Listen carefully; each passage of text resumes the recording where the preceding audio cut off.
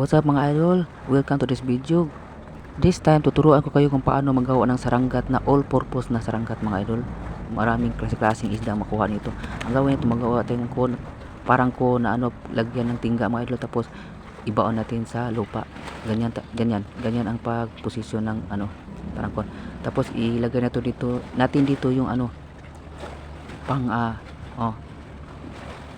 yung panggalong mga gawong mga kaibigan ng pagtalian ng nylon. Tapos ilagay natin yung tinunaw natin na na tingga dito, saksak sinagol to. Okay, tapos mga idol, i-prepare natin yung mga hook mga idol Ang hook na ito ay numero 04, number 04 mga idol. Medyo malaki ito, malaki. 04 yan mga idol Bakit 04 ang ginamit ko? Kasi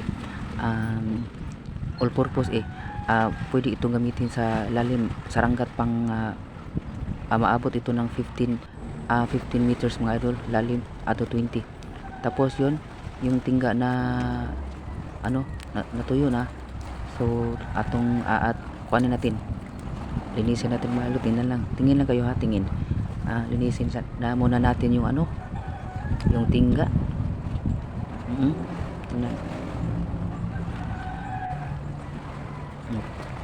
Yan ang tingga mga idol. Basta Tagalog ang tingga. Tapos ayusin natin yung hole niya, yung butas niya, pagtalian ng nylon. Palakihin kasi may support pa yan. Manood lang kayo mga idol. Alam ko na mayroong mga tao dyan mangdaragat na katulad sa akin na magsaranggat. Tapos hindi ganito ang paggamit nila, kasi ang saranggat nila ay may nylon. Ang hook, bawat hook at 8 hanggang 6 na hook ang ginamit nila. At sa akin ay 4 lang. Mas mabisa tong 4 kasi sapul yung sabi sa sampakid ang timplada mo. Sampakid mga idol kapag matamaan yung mga mga isda mga idol, pang malakihan ng isda nito, malaking makuha nito mga idol, malaki. Tapos didikdikin mga idol, pa-square, i-square yung parang ang cone. Kailan yung parang ice cream na nakatuwad. Didikdikin natin pa-square mga idol, 4 sides na tingnan natin mamaya kapag matapos to. 4 sides. Bakit 4 sides? Because 4 na hook, 4 na taga ang ginagamit natin. Tingnan natin mamaya. Simple lang, wala akong martilyo dito mga idol. Ito lang gagamitin ko. Ito lang ginagamit ko mga materials para dito. At hindi naman to kursahan ng pagdikdik mga idol, kasi napaka lambot naman itong tingga. Tingnan nyo, square, diba square? So paano ko ilagay? Tingnan nyo, paano ko ilagay yung tingga o yung taga hook. Tingnan nyo mamaya mga idol. Kasalukuyan ko lang na inayos ang square. Simple lang mga idol. Simple lang paggawa dito. Madali lang gawin to. Hindi to malapasan ng pwede to magawa ng na hindi maabot ng oras. Tapos i-adjust natin yung haba ng tingga sa gusto nating haba, at tamang suka, tamang bigat. Kasi ang saranggat na ito ay i-area ko doon sa malalim, 15 to 20 meters. Palanog ang tawag niyan mga idol, para palanog mga idol. Tapos pagputol niya at adjust naman, didikdikin ng maayos yung bawat side, para mailagay na dito yung 4 na hook. Tingnan mga idol, alam ko na mayroong mga taong katulad sa akin, pero iba sinunod nila yung nandyan sa YouTube. Ako hindi ako nag-copy, hindi ko sinunod yung style sa nasa YouTube mga idol, kasi kapag ang sunghan sungan or bagis yung tinirahan natin, hindi ito recommended. Yan mga idol, hindi recommended ng mga bagis yon kasi hindi yung masyado makahuli. Ito ang recommended mga idol. Lagyan natin ng mark kung saan ang pinakadulo makasit mga idol. Tingnan natin.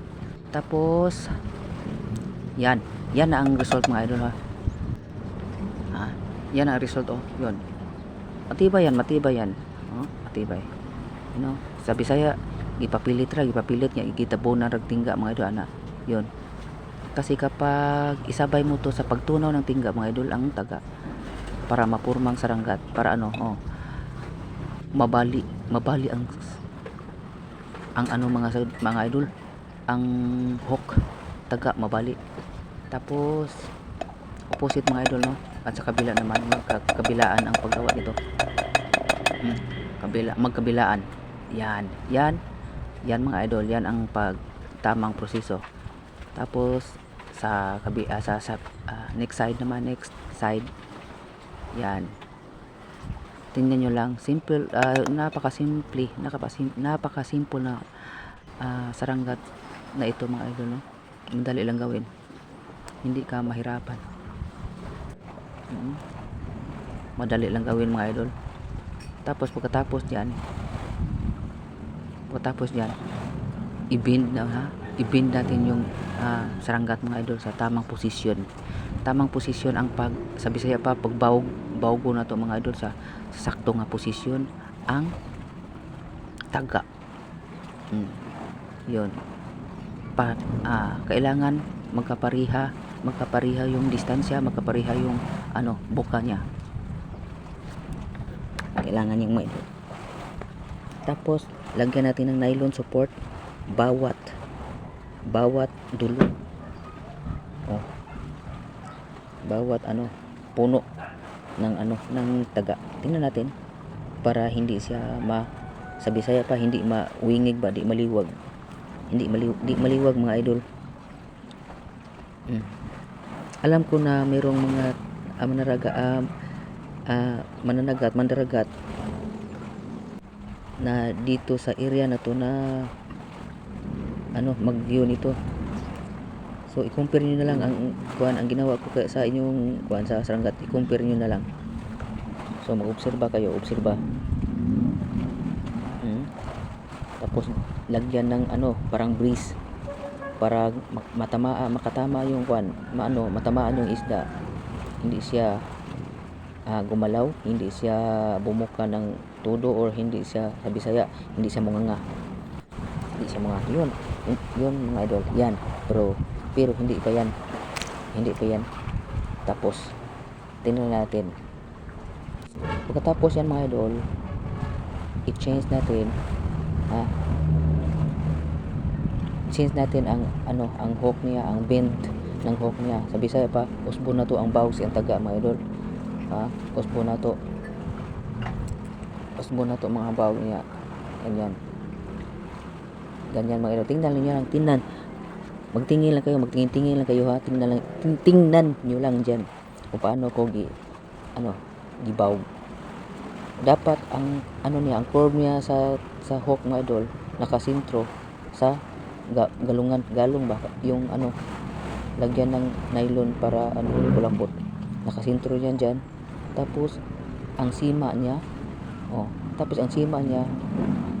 nakalabas, hindi sumabay kung saan siya nakasintro, di ba? Sintro sa galong, tapos ang sima nakalabas pa open pataas, so nakasintro sa isda.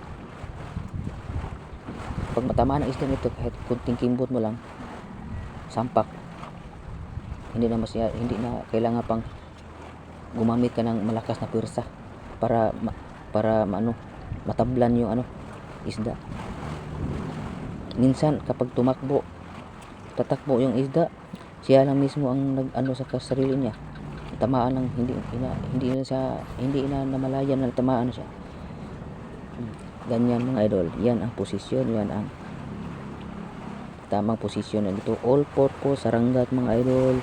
Recommended ito sa bagis mga idol, mulmul, bagis, Manambulaw, Kumay, Mulmul, Pandanon mga idol.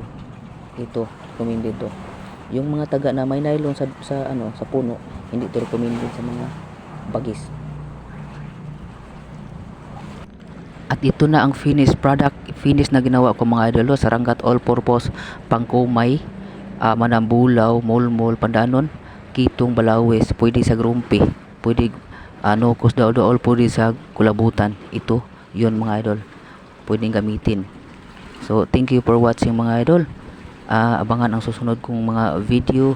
Follow for more videos and update mga idol. Thank you for watching.